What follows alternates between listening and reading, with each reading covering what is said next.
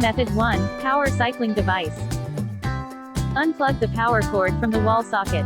Note: unplug all the devices, e.g. Roku, router, TV.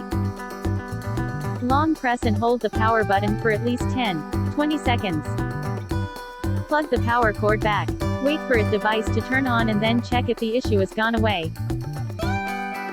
Method 2. Resetting network settings. Open Roku and log into your account. Head to Settings and click on the System option.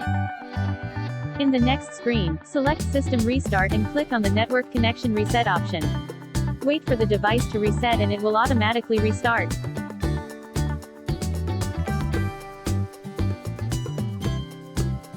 When the device turns on, click on the Settings option and then select Network. Click on the Wi-Fi option, select the Setup a new Wi-Fi connection option. Select the Wi-Fi you want to connect to and then select the I am at home option. Select the automatic and all further options and enter the password. Once the connection is complete, check to see if the issue persists. Method 3. Factory reset Roku device.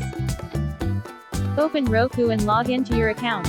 Head to Settings and click on the System option.